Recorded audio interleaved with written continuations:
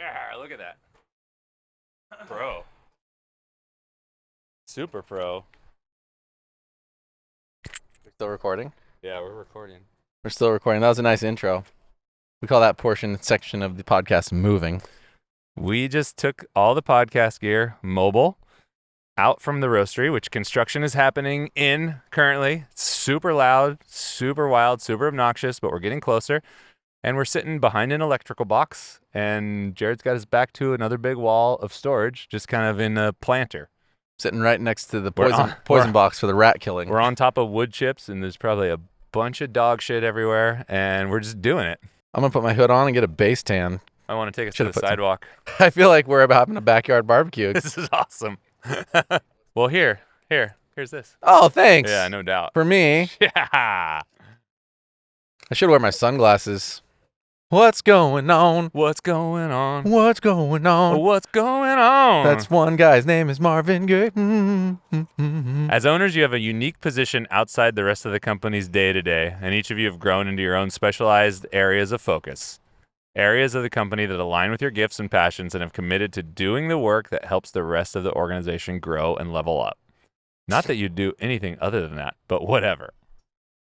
And then we have what I'm feeling like are mirror images of each other. Chris, what's Jared working on?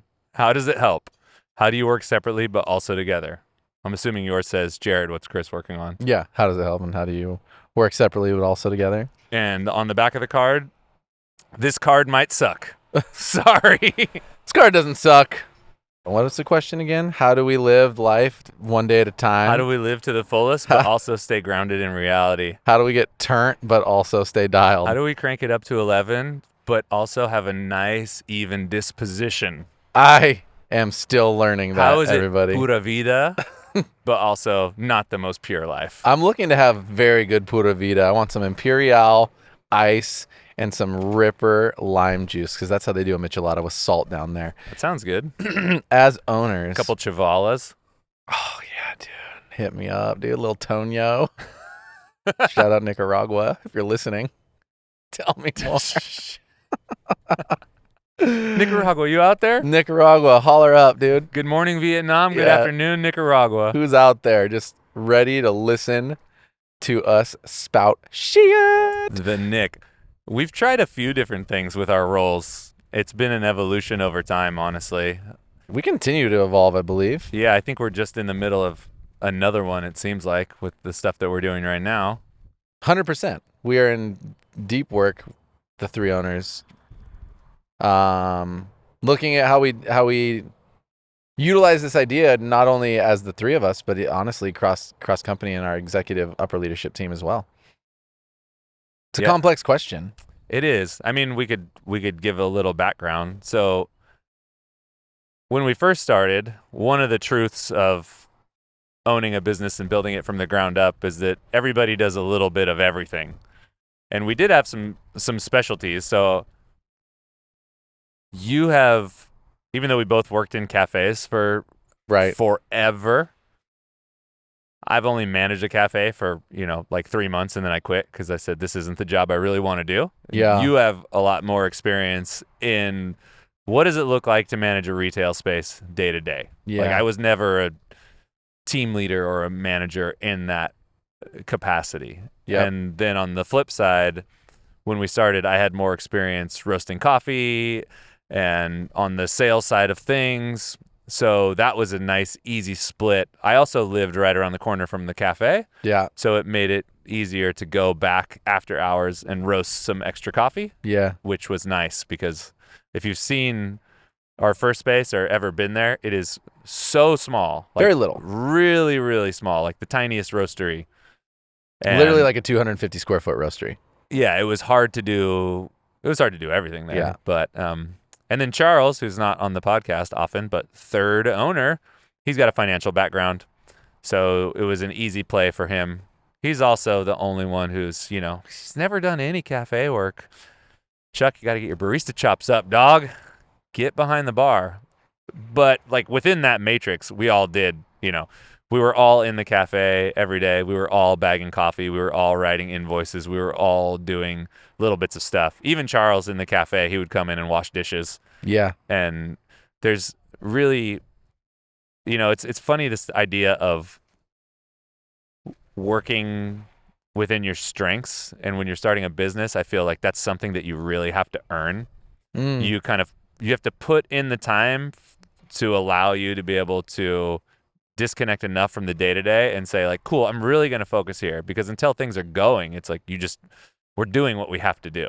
Absolutely. It's like the cafe doesn't work if we're not in there. Yeah. In the beginning. Yeah. I'd say also at the beginning, I think it's a little bit easier to see how the work kind of allows you to connect to your strengths, where, like, for me, I think it's actually become harder the bigger we get to lean into specifically only strengths in the work that I do. And that's where a little bit of the art of the conversation that we've let off here is coming into play, is like, where do our roles sit so that we can lean into those things. But when you're first starting and you have to touch everything, it almost becomes fun in a game where you're able to connect, like, your true passions of how you do your work to what's going on, right? And because there's no other path, I found myself finding this interesting mix, even if I was really overtired, to where I could always find a way to connect to kind of like the core things that I really enjoy conversing about or talking about, coaching into, whatever the word you might choose. I found my ability to do that and still do the work that was necessary a lot more than as we grew to where there was specific need for me based on experience to help with things. I see what you're saying. So it's almost like, because you have this very direct connection to the work, there's no fuzziness. Yeah. So you're able to, like, tie those through lines to the things that really, really matter. And I think a lot of how you and I work, there's a lot of power and inspiration and activation and just energy in making sure that there's a lot of connections to our whys, or to how these things work and why they matter. Yeah. I totally get that. Like, for me, I was almost feeling not necessarily the opposite, but it was more, how do I say this? Some of the things I did were much less energizing for me than I wanted them to be. Yeah. Roasting coffee, for example, even though I had done it before, I never thought that I was going to do that. It was never like, oh, I'm going to be a coffee roaster and this is my zone. It was more, well, I had started something earlier that didn't work out, and a huge portion of that was roasting coffee. Right. And then part of it was just curiosity, because back in the day, there was a huge gap between roasters and baristas. That's a whole different tangent, but I was always curious as a barista as why things were the way they were. And most roasters of that era were just like, hey, deal with it. This is what you got. Don't worry about it. You don't understand this. Yeah, there was a huge gap. And I always thought that was bullshit, that if we worked together, we'd be able to make better tasting coffee for everybody. So, which is very true. Which is true, for sure. Yeah, it's been proven, I think, a little bit now. I mean, you at least here it is. Absolutely. Yeah. But I never really loved the job of roasting coffee. Right. Profiling coffees is fun, but it is fun. I'm not a roastery worker by any stretch of the imagination. So those times it was more not connected with what I want to do, but more of something that I had to do to get to where I know we needed to be as a company. We had a need, and someone has to fill that need. The cafe was really energizing for me. Yeah. For sure. But like I talked about in the other episode, there's also this aspect of, okay, I'm trying to actively transition my life. Like, I want to earn the ability to do different and new things after I've been a barista for 20 years. So it's like this catch-22 where when we just started, like, I could see the positive impact of my work immediately. Right. There's a direct connection to the craft and you can to see the where we're service going experience. as well, right? If I do this is where we're going. Right. It's like A plus B equals C. Yeah. And now it's more of, you see the big picture, and you're really pouring into other individuals who then have that connection that we used to have. So there's it's just different. It is different. Yeah.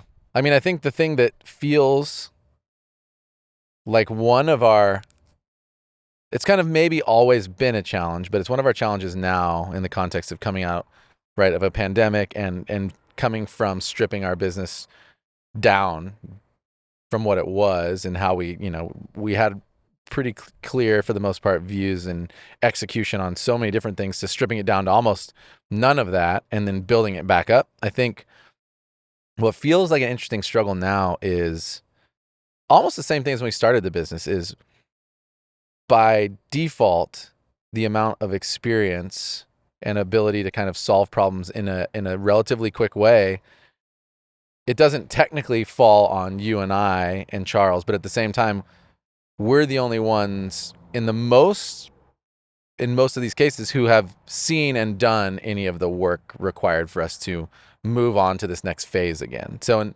a lot of ways, I guess I would actually just honestly call it like one of the most stressful things is that feeling of like, how do you, as an individual or three individuals, translate this stuff really well to a group of 70 to 80 individuals while fully recognizing that some of that work does not at all give you energy by any means. In fact, it zaps it from you. And that's not to say that it's not worth doing. And it's also not to say there's not opportunities to utilize and delegate and collaborate with your team. But there is a lot of current work getting done that needs to get done where 0 people on our team have seen any form of that kind of work with the exception of you, Charles, and myself. And that's kind of something, I guess what you said at the beginning of this podcast, that we're working our way into how we integrate and how we communicate and how we do this work, this next level of work. Yeah, because it's almost, and you said it just pretty perfectly, it almost feels like we're back exactly where we were. Not in the scope of the company, because obviously the company's grown by leaps and bounds. Right. It's amazing.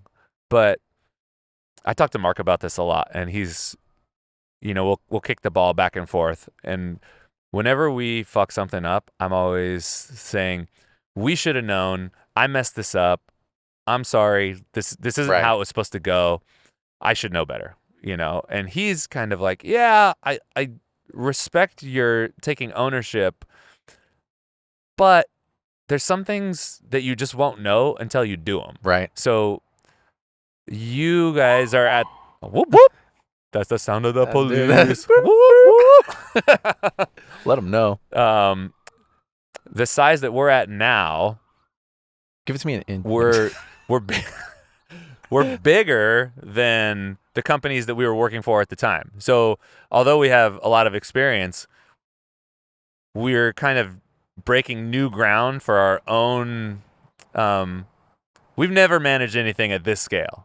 Yeah. So where I'm like, we should know better, he's like, well, you're just learning too. You've actually never done this before. Yeah. And the answer's probably somewhere in the middle, but it's like we're back to that square one to where, okay, we're going to have to do things that we don't want to do to earn the ability to live in a place where we want to live. And the reason we didn't do that earlier, despite our best efforts, is that we just couldn't see the whole picture because we didn't have the experience. So obviously you would think that, okay, 6 years in, we could have figured that out. But really the past 6 years have been a lot of trial and error. Yeah, absolutely. And you try way more things than end up working really well.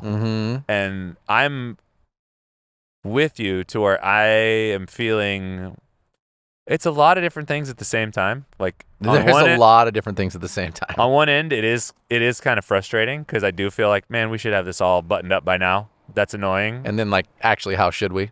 Yeah. And then on the other end, I'm also, it's kind of fun. And it's also a little like, I don't want to go in and do these ground up systematic changes. It just doesn't, I just don't want to do it. Yeah, because it feels like a slog, even though it probably won't be nearly as hard as it was. At the same time, it does feel heavy. It feels heavy because it's at greater scale. So there's all of that is going on. So our job is really to take that past 6 years, lean into what we've learned, and set ourselves up to be able to go forward in a super, super rad way. And yeah, that doesn't really answer the core question, but I don't think it matters. It's like I don't. Yeah, I don't. I mean, I think we can get into answering that question more. But what I think I have figured out, and I have a lot more empathy and grace for, is all of those business owners who wanted to do something bigger, who found their way to a place where they kind of felt. And I actually don't feel like you and I feel lost per se, but I can absolutely see how people get to that level where like, man, I'm kind of lost and I don't really know how to engage with this thing. Because we've mentioned this on a lot of different episodes as well.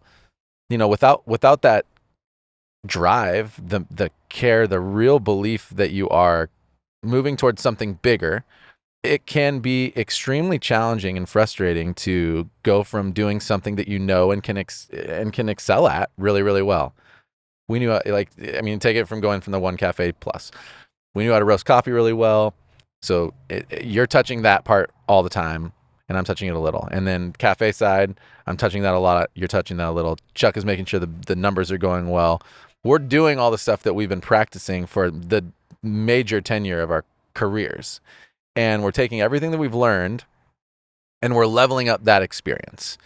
And we get some notoriety from it. It's going really well. And then you start taking it to higher levels. You replace yourself, you get people doing the jobs that you used to do, and you find yourself going, I'm still impactful, but how do I impact people, this business, growing it, providing jobs for, yourself to continue to improve so you can live in this town, both monetarily and physically, but also the people who work with you. And that becomes a challenge because we're saying it pretty directly. We've never done that, but we had never done that before over and over again. And so I can see all these business owners getting to a place where if you are kind of an owner operator in some capacity, that you find yourself really stuck in this gray area of like, how do I engage and how do I even lead this thing forward? And I'd say the thing that I'm proud of us for is that we're willing to, and we kind of always take work home with us in this way, where it's like we're thinking about the bigger picture and how the things are connecting. We're looking at what's maybe missing or what could be better.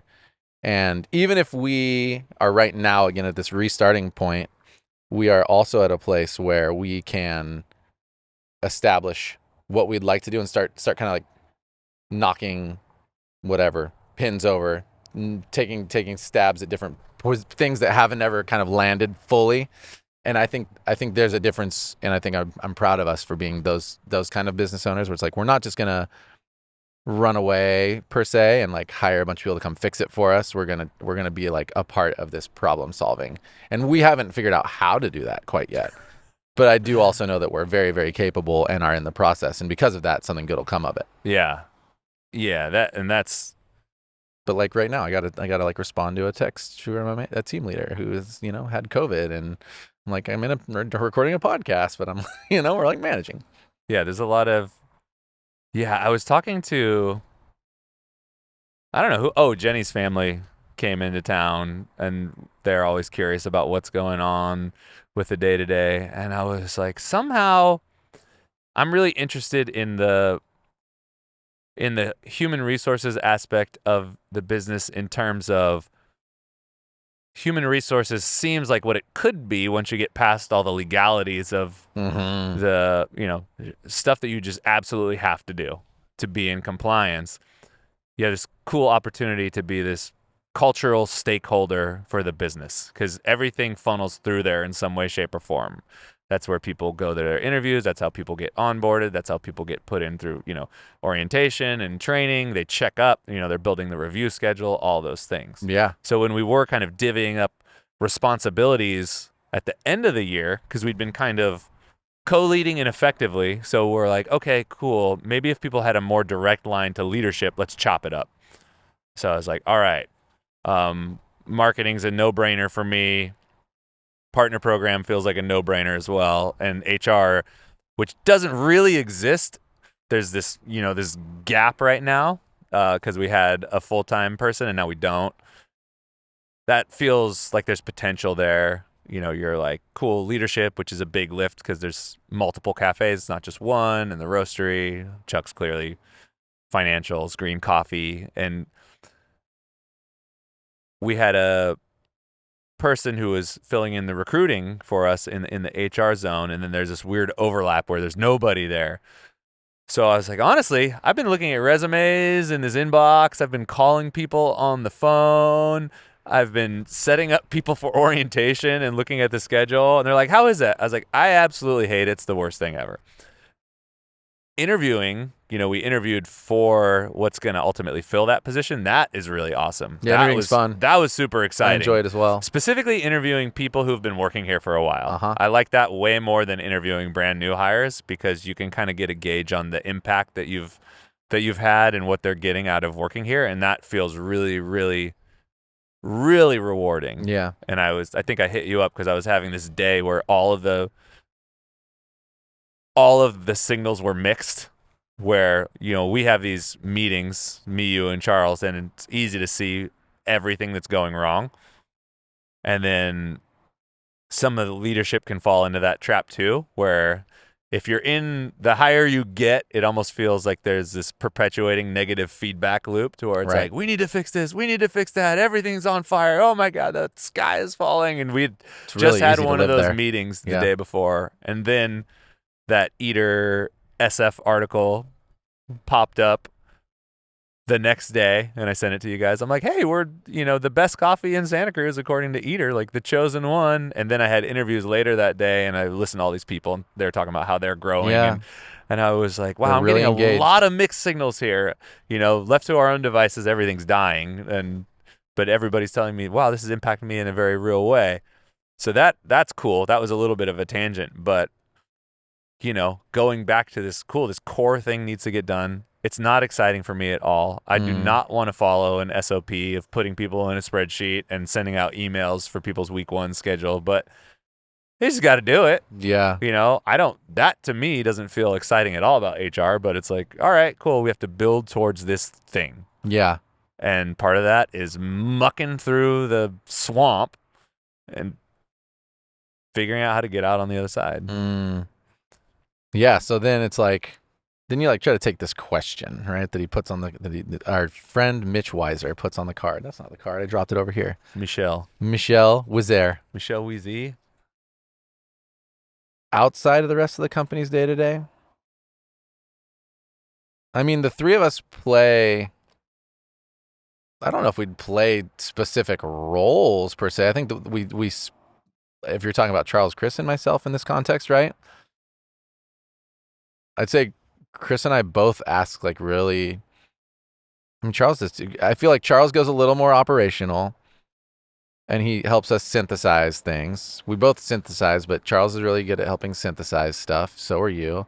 We go from big picture ideas, and then I come up with random ass a million different ideas of how it could work, and then you and I kind of bounce those back and forth, right? And yeah, I mean, we definitely have specialties. Yeah. For sure. It's like, even on the one-on-ones, it's like I'm meeting with Mark and Weiser every week in a pretty deep way. We just got done with our Q1 wrap-up and looking like, cool, what were the goals? What was the impact of those goals?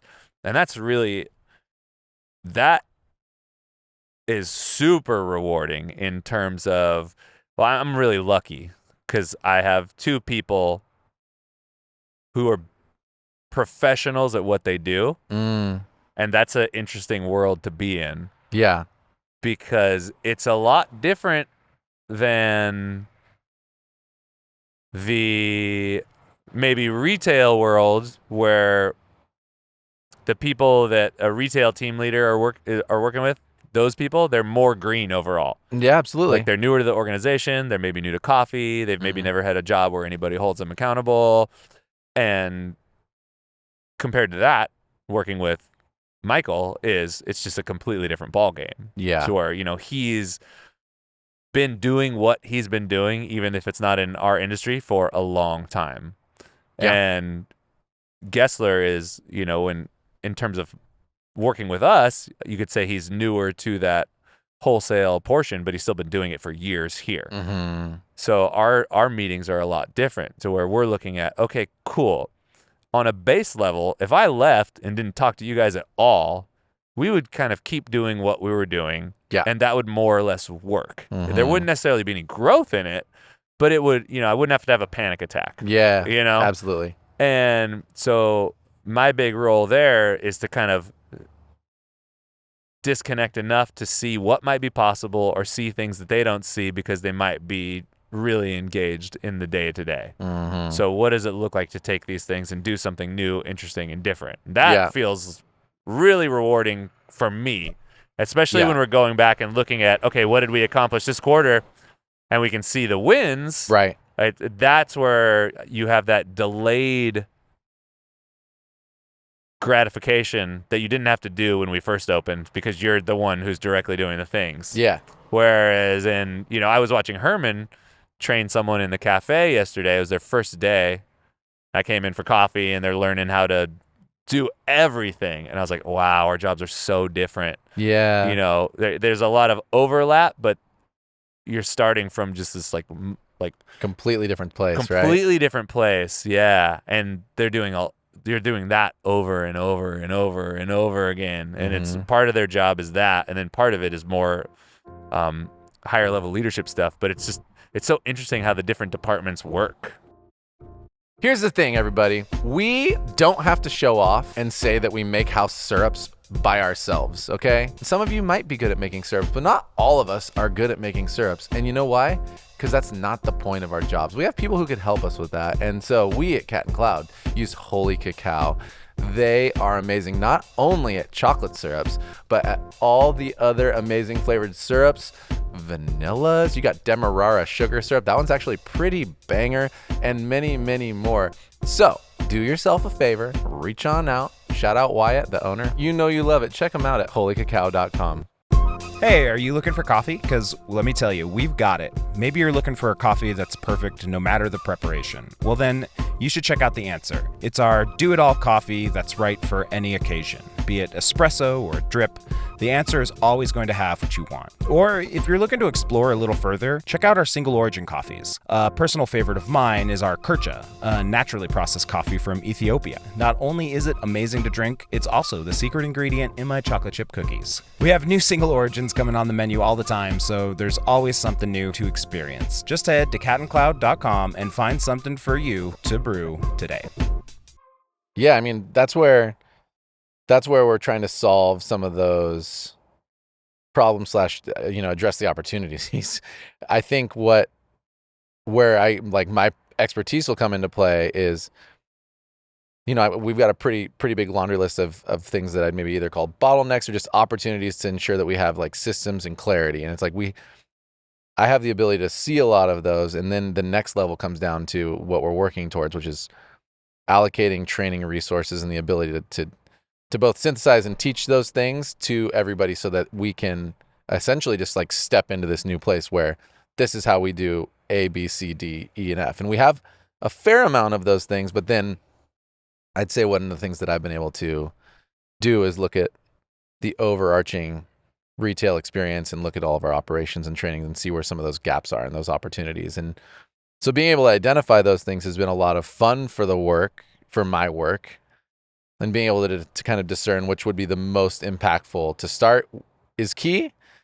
Then there's the challenging part, and where we're looking to overlap and figure out as a team, which is how do we create and integrate this stuff and allocate the right amount of energy so that it doesn't all have to come from like a Herman or a team leader at a store, or somehow, Jared and just those people, through 50, 60 team members in such a way, something new like that.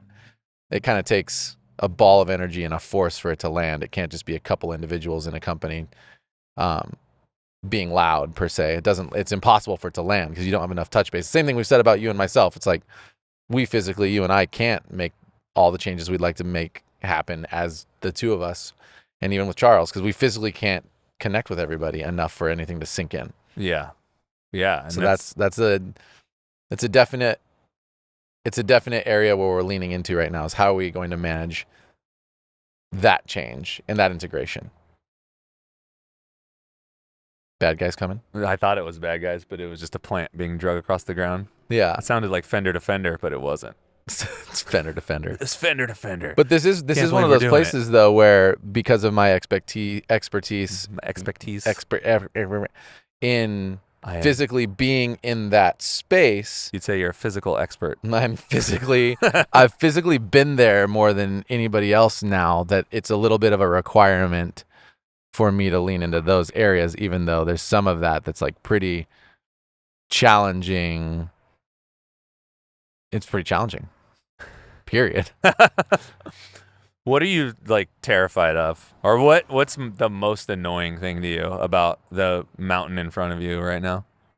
It's being able to see things pretty clearly, being able to see how they affect everything very clearly, and not having the energy to take explaining it, coming up with it, and then integrating it. It feels like way too overwhelming for me to feel like I'd be in charge of making sure it all integrates across all of those pathways.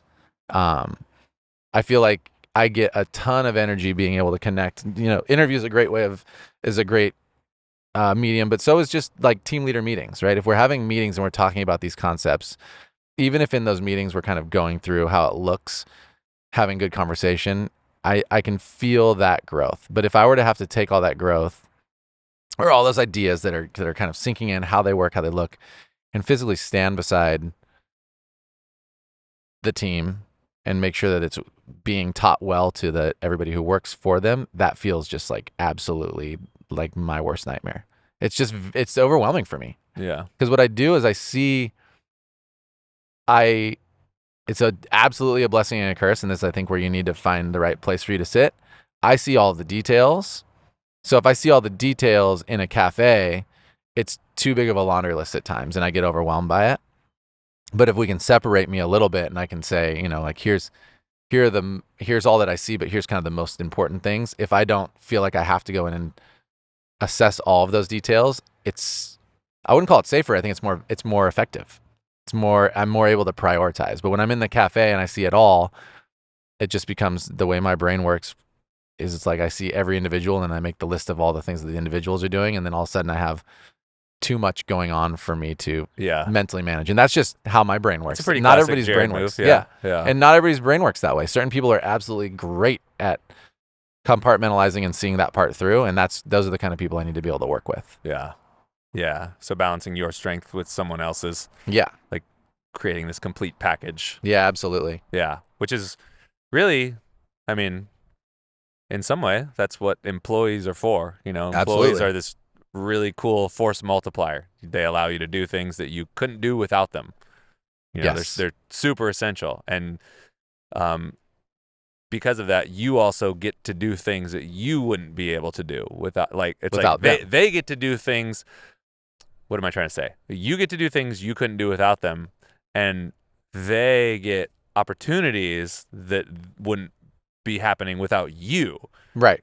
So where it's like this, there is leadership, but it's also this symbiotic relationship that I'd like to think that if you have a boss who's intentional, your work life is much more interesting and better because of it. Yeah. I mean, that's why this company existed, right? It's like you can do the same amount of quote unquote work and have a much better time. Right. Learn a lot more and come home and point to something and say like, this is what we're doing. And that feels really good. Yes, I'm super tired, but I'm pretty psyched. Yeah. There's a sustainable energy in that symbiotic relationship for sure. It becomes fun, right? And then you know what you're working for. And yeah, you might have a tired week, but then on the other side of it, you're like, oh, I just had a week where I'm fully energized and I can't wait to get back. Yeah, man, that's our challenge right now, right? It's like you can see that and you can see how we can make that. And yet we're kind of in the middle of creating the next level. Yeah. What happens in your brain when you're sitting there thinking about all this stuff? I often think about, I was just right now thinking about Basecamp because that's our, it's what we use to manage the company. It's our project management software. And the Basecamp people have written a bunch of books, and there's a few different books on leadership or workplace practices, all of which are well and good, done by, tech forward people. And it's always interesting to absorb information from people who don't necessarily have a physical presence, or maybe they have a small core office, but 90% of their workforce is remote. And sometimes I think that's the coolest thing ever. And then sometimes I think that would be the most annoying thing ever, because there's something rad about having a sense of place. Like, I love having a Sense of place cafe is good. Yeah. that we can come to. It makes everything really, really tangible. I mean, it obviously benefits the other aspects of the business, wholesale specifically. If you can say, hey, this is what we do and it works, come check it out, experience it. Even if you're not here, you can, see photos and videos of this is what we've created. This is how it feels. And you get really awesome face-to-face feedback. Someone told me this morning, like, it was rad. It was like, I went to Dune and apparently there's some connection. And I was like, oh yeah, we started a roasting out of there before we were a company. And he's like, you guys are setting the bar for what it means to be a coffee shop. I travel all over for work, and I go everywhere, and I try to find the best coffee. And this was the closest, but you guys are still the best. And I just wanted to say you guys are doing a great job. Wow. And I was like, wow. And that was, 2 hours ago that happened. That's great. And that would never happen if we were, just a roasting company or a fully remote thing. And I'm like, that's amazing. And then sometimes I feel the flip side of that, which is there's just so many people. There's so much overhead. There's rent. There's, this cost of goods, this thing. So I went down, we were talking about it. I flew down to LA to buy an old car, and the guy I bought it from was super cool. He works for a tech company in sales.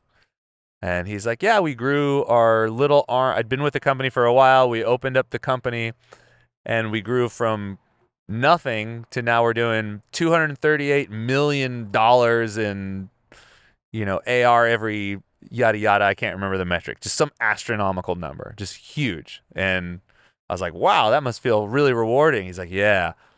And he's also has a passion project where he's starting a pickleball company. Nice.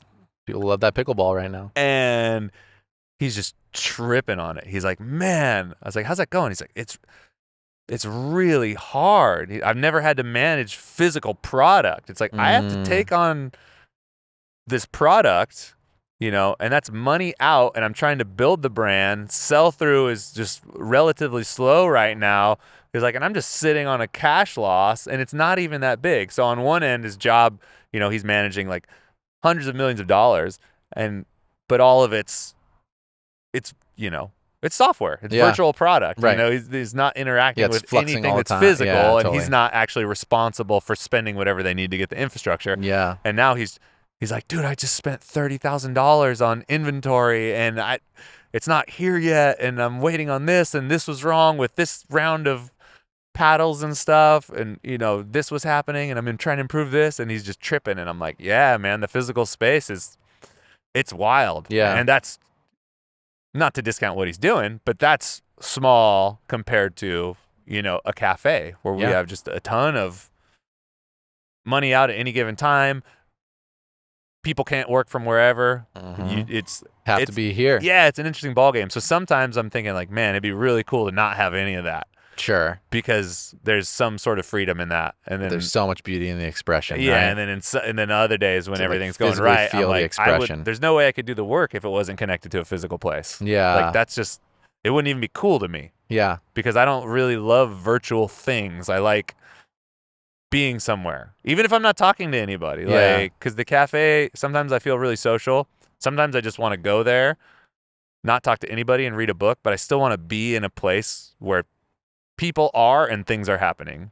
That's really important to me. So I think, I'm like, if I'm thinking about like one of my, like maybe my biggest struggle is I feel like all of this, and it's obviously not true, but I feel like the majority of maybe what's felt hard could go away if my whole job was able to spend like 5 to 7 hours off the floor with the leadership team consistently, or maybe even like the store leadership teams, like every week, and being able to like have those like not distracted by having to manage all of those details, like those moments where it's like, hey, zoom back out, like take some pressure off of the moments of day-to-day of the labor management and margins and cost of goods and all those things that are super, super important. mix that with like the, our cultural things of how we do hospitality. But if we could sit together, and I think we're working on solving this too, but like, man, the ideal would be able to sit in a room with people and kind of go through all of those scenarios every single week and have, I'm saying 5 to 7 hours. That actually could be all of our teams. It could be 2 hours per team and doing all that in whatever 8 to 10. But like really getting into it weekly and just like breaking things down and not necessarily having to recap, okay, this is going on with a purveyor and this is scheduling and this is all that, like really get into the nitty gritty of culture building and team building and the stuff that makes a difference. Like that is, I feel like, one of the most powerful solutions. And it's one of those things, to your point, where like it's hard because you have all of these people kind of necessary in that space to give the experience, and figuring out how to make sure that there's really powerful touch points of growth outside of that is maybe a little bit of the struggle and the challenge that every cafe is going to have when you're managing all these things, because that's all paid time for some of your higher paid individuals if they're in leadership that are not. I think it's really going to be impactful, but that's I think currently the challenge is how do we find our way to those places. And so I'm hearing those things too, and I do get jealous when you talk about base camp, right? Because their whole life, yes, they're going to have busy work, but most of their career and their work revolves around those kind of conversations in some capacity, right? Let's get together. Let's figure something out. We're going to have these, like, they could probably have like a whole day. They could have a whole week if they wanted to of just problem solving in that capacity. Maybe not. I'm sure there's deadlines and shit too. They probably have longer hours as a whole at times. Like it'll flux. I mean, they're also, but I get jealous of that. Yeah. And then the thing that you maybe wouldn't be jealous of is that they're not actually together. Well, like so they that's all the thing. live all over that the part place. I would not enjoy as right? much. Like brainstorming for 4 hours, 5 hours on a Zoom call, not the same. Well, and that's the other thing that I also get jealous of sometimes is when you work. Just take Basecamp because we're running with it. The product scales. Like they could have 10 users or 1 million users on the platform. It runs. It's not like the work scales exponentially with the number of users they have. Sure. And something like a physical cafe is not like that at all. To physically get a handle on, the 8 to 20, depending on how big your cafe is, like people that work at any given store or a restaurant, or to build a new physical location. It's not just this copy paste. We can't grow revenue without pumping more money into the machine, like creating a new space. Right. We can in places like the partner program, but it's still a higher touch than maybe doing a tech thing. I don't know because I'm not in tech, but it's like, so because of that, they've got a really big buffer. You know what I mean? And you've got more money. They've got more money to play with. So if they want to pay for everybody to take a week and they're going to do a weird offsite thing, it's no big deal. Yeah. Right? Yeah. Because if they grew their business by 10%, quarter over quarter or something like that, or year over year, it's a lot of money. Yeah, absolutely. So we are working smaller. They don't have to hire up in proportion to that. So, and their thing just works. So like from what I get from reading their books is like their whole job is just literally figuring out how to make this thing better. And they do that through doing things like that. Yeah. They're talking about it all the time. They're, Zooming or whatever. And I'm just like, damn, like that seems kind of cool.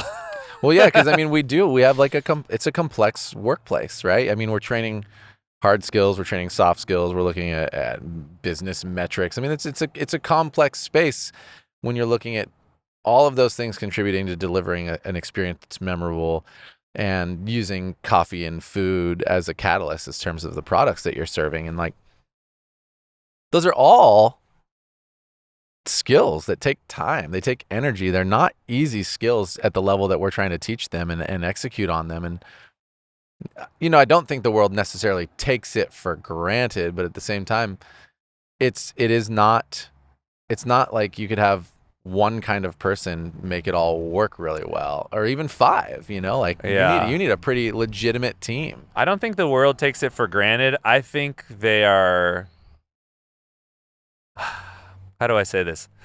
they don't see what it could be that much. That, I so think, is what's hard. That's where they Sell tend it to short, you discount. think? Yeah, I because think it's so, like too. if you're making a broad statement about, let's say, service industry workers or baristas or anybody like that, it's Right. like for most people, most of what they engage with is pretty terrible. You know, Yeah. think about the average experience that you have at a restaurant or a coffee shop or a bar. Most of them are not memorable at all. Yeah. Most of them are not experiences that you would be like, dude, Jared, you got to go to this place. It's maybe 5% of everywhere you go is worth telling a friend about. And then those ones you don't discount at all. Those ones you're just, you're like rabid about them. You're like, Right. dude, we have to go here. I went to Right. this place. We're going to go eat there. I booked us a reservation already. We're going Saturday. You Right. got plans? I don't care. We're I'm going. taking you to this thing. You got to experience this. And like, those are priceless. And I think that's like the conversation that I had earlier with the guy. He's like, dude, you're doing amazing. It's crazy. Like, beyond anything I've ever seen. Like, people don't discount that, but there's just an opportunity for everyone to get a little bit better. And I think the reason it doesn't happen is because of all the things that we're talking about. Yeah, it's it's not overwhelming. easy, dude. Yeah. It's so hard. It's so legitimately hard. an overwhelming situation. And it's all of those things. It's complex. It's low margin. I'll talk with, one of the things people love to say to me, which I don't know if they say it to you too. It's like, oh man, you guys are killing it. There's a line out the door. Like, always. It's coffee is busy. the best business. And I'm like, is coffee the best? Yeah, business? dude, it's fun, but look at the overhead. Like if I showed you how the P&L broke down, it's not the best business to be in if we're talking about taking home huge swaths of money. It's just a low margin, it's a long high effort business. Mm-hmm. And no wonder people are just, there's owners who are like, dude, I just don't have the energy to do what it takes to build that experience into something memorable. I'm just like getting by. So you end up with all these mundane things. And that's why this is a whole other thing. And I don't know, dude. People are like, pay baristas what they're worth. And I'm like, what are they worth? Like, let's talk about the level of work you're actually doing. Like, what do you think you're actually doing? And there's, I think there's baristas that are worth quite a bit of money. Yeah. Which, no matter how good you are as a barista, you also still are governed by the financial reality of the job that you've chosen to take, which is the average ticket in a cafe plus the number of people that come through the cafe and, paying seeing rent, that, paying off the loan, seeing that in the context of the realities of the business. That's where pay range comes from. It's not like people are making this decision like, I want to pay baristas not a lot of money. It's like I physically can't. There's a financial reality to being a barista, just like there's a financial reality to being a doctor. Yeah. They're different kinds of professions and they have different pay ranges associated with it. It's like, and my mom's a nurse, she wanted to be a nurse. She never had the illusion that she was going to make as much as any doctor. Right. And in some ways that's frustrating, but that was what she chose. And she's like, I love this job and I just want to do it. Right. And so there's that reality. And then there's the reality of how hard are you working at your craft to make you better? Because I can tell you from when I was working in cafes, there's a whole huge range. There's someone like me. There's a huge range. Who I was talking with Mark and Weiser when we were doing some stuff at Portola, and because we're doing this pop-up at Barista for SCA, and I was like talking about Billy. I was like, Billy's crazy, dude. I was like, Billy's the only other guy. When we were doing competition, I was like, I had my SCASE device out, and I was using it on the machines, and he was the only other barista I know that had one. And they're like, what's a SCASE? And I was like, oh, it's a thing that you put in the blind or in a bottomless portafilter that mimics, it's like a restrictor valve that mimics the flow of espresso, and it's got a thermocouple in it, and you hook it up to a fluke thermometer, and you can measure brew water what temperature the actual temp is. in real time at the group head. And I remember interviewing at Ritual, and that was one of the things that I threw on my resume. This was before I ever got a cool coffee job. I was like, SCASE. I got my own SCASE device, and I got my own tampers, and I got my own this, and I got my own that, and I'm reading the blogs, and I'm on the forum, and that's me. Yeah. And I work at the same place who's someone who This is just their part-time job. Yeah, They doesn't don't- even do microfoam, dude. They don't think about coffee in any way outside of the workplace. So it's like, sure, we're both baristas. We both work at the same place. We both make the same amount of money, but we're not really worth the same amount. Nope. So for everyone who's just been like, pay me what I'm worth, it's like, how much are you worth? You might be worth less than you think. You might be worth more than you think too. I'm not trying to be a hater, but I'm just saying, like, And then it's- recognize the whole, like, learn the business and don't learn the assume. business. Yeah. Don't assume. That is tough. You know, it's like, it is easy to, you'll learn the numbers and be like, oh yeah, our cafe does like almost $1 million a year, you can say. And it's like, yeah. And you're paying off like a $500,000 loan and rent on top of that. And then the payroll of what's going in. It's like, those numbers end up adding up and there's not really a lot left over. And this is a fine thing to notice. If you're a single cafe, there's not a lot left over, okay? And that is most likely true if you talk to any business owner. If you're just a barista, ask them. There might be a little bit left over to the bottom line. Well, that bottom line number, right, profit, we'll call it, it's going to go into the bank. And where that money most likely ends up going is to paying for something that breaks, which will happen many times over. It might be some other funny things. It might just live in that bank to build up cash flow. But most likely, a lot of that money is spoken for going back into the business. Right. And the only way to add to that bottom line, like you said earlier, potentially, right, should everybody, and this is where it's important, should everybody decide to figure out a way to continue to deliver an amazing experience, because opening a second cafe doesn't mean you make more money. Opening cafe means you have another place where you can do it or not. So say you double that, then the bottom line of those two cafes, potentially, say they're both the same, doubles, sure. But you still have taken on yet another loan to pay off. And one of the other, sorry, just a quick what interjection. if you give like, a raise? Yeah. Like then what if you give all the people in that first place a raise and that bottom line actually gets cut back to half of that again, or minimum wage goes up every single year and that bottom line actually goes into a deficit. Which for us, over minimum and wage over has and gone over. up every year for the last Since we opened. Yeah, every year we've opened, we've had a minimum wage increase, and also we've been, minimum wage is interesting too, because as minimum wage creeps, it's like, okay, a frontliner could get pretty close to a middle Intro leader. manager Yeah. or intro leader, whatever you want to call them at your company. So then you're basically, it's not just the increase in minimum wage, you kind of are increasing the differential on everybody too. Exactly. Because it's like you can't have the manager making as much as the person that starts, Mhm. So it's big complex. Yeah, it's a big impact. And then I have my own thoughts on whether or not that actually benefits anybody with them, like the Who knows? you know what I'm saying? Yeah, It's well, like the we're in insane California and this inflation place, and cost of everything. living increase in everything, which is hard. Is like, is more minimum wage better, or like can we control inflation? Not and unless cost? we It's become like, a lot more socialist. Yeah, Is so, it helpful? Really, kind of. I don't know, man. Who knows? I mean, at this point, it's tough. And that's obviously like a big riff, but it's not that cut and dry. And then one of the things that we've seen is, as you get to be a certain size, because of how accounts payable and accounts receivable, there's, you said repairs and maintenance. There's these Sure, but things there's that live also outside of the standard buy P&L a bunch of green coffee. that eat into cash, and the cash position has to be exponentially larger depending on the size of the company, because there's Right. just more things in flux. Like, more things could get weird at once. Yeah. Theoretically, we could have a fix-it need at each one of our cafes and something break in the roaster, and then have a huge, like, There goes all the money.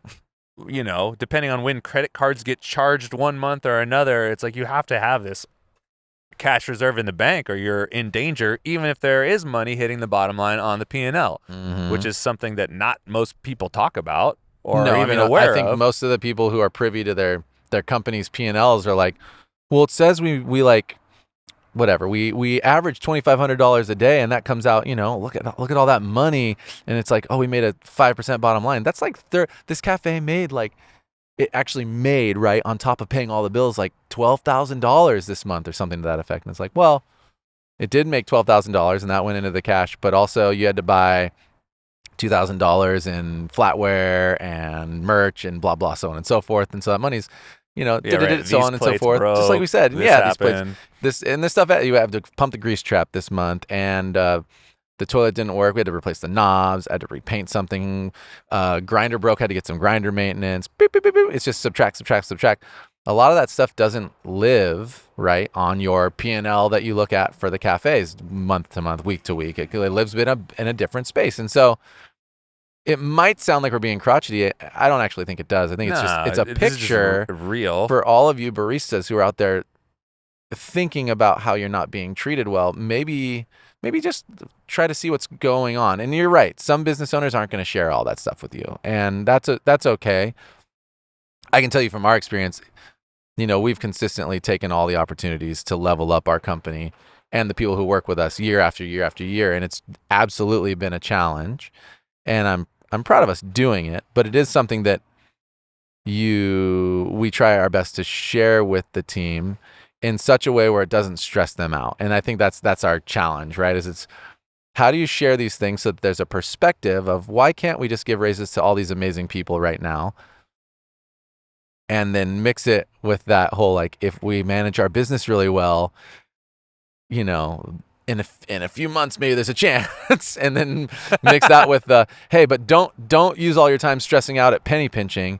Use it all and looking at opportunities to make the best experience so that we can have people like that guy who talked to you earlier, Chris, come in and be like, hey, you're setting the bar for this stuff. Because setting the bar for that stuff is actually, when we can take that stress away, what allows everything else to happen in the future. It says that people are going to come vote with their dollars, and you're going to have a more reliable and sustainable business when you're focusing on those experiences. Yeah. I have a, yeah. I'm just making sure we're good. We good? It's me being in charge of these friends of ours, Are you in just making charge? sure. Dude. I mean, partially. You are in charge, man. Partially,